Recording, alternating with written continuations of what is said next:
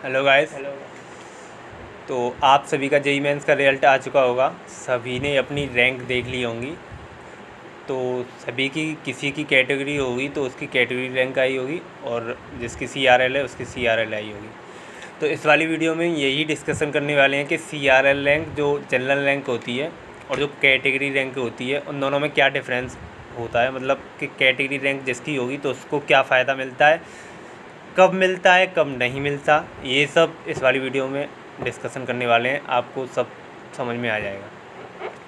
तो category rank से related लोगों की काफ़ी ज़्यादा गलत धारणाएं हैं, मतलब गलत वो काफ़ी डाउट्स डाउट्स वगैरह होते हैं कि सीआरएल क्या होता है और कैटेगरी रैंक क्या होती है। दोनों अलग अलग होते हैं और लोग इन दोनों में कंफ्यूज बहुत कर जाते हैं। हाँ। तो आज वही हम आपका डाउट सॉल्व करने की पूरी कोशिश करेंगे। ऐसे मैं एक एग्जांपल लेता हूँ।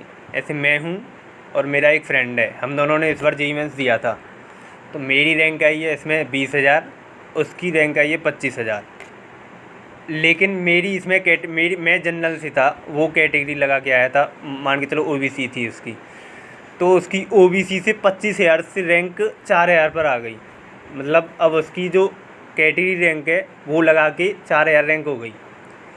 अब यहाँ पर मेरी 20,000 है, उसकी 25,000 थी, लेकिन उसकी 4,000 होगी। तो इसका मतलब ये नहीं है कि अब उसे कॉलेज 4,000 के बेसिस पर मिलेगा।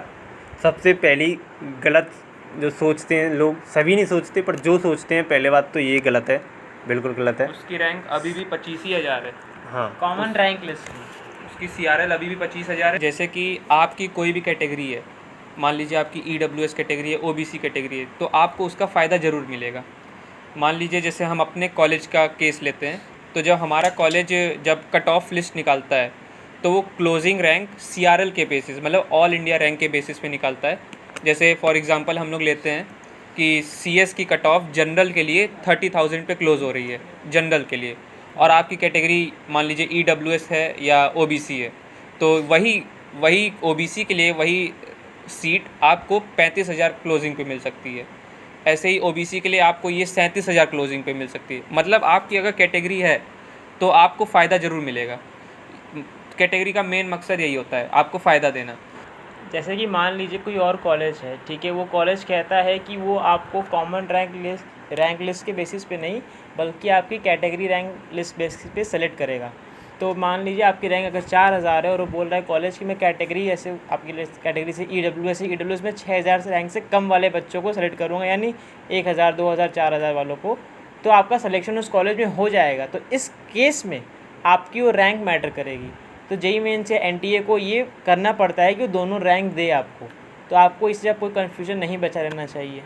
जैसे कि एक बहुत बड़ा कन्फ्यूज़न था कि एक लड़का था, वो बोल रहा था कि मेरी ईडब्ल्यूएस रैंक 13,000 है और मेरी सीआरएल रैंक 89,000 है।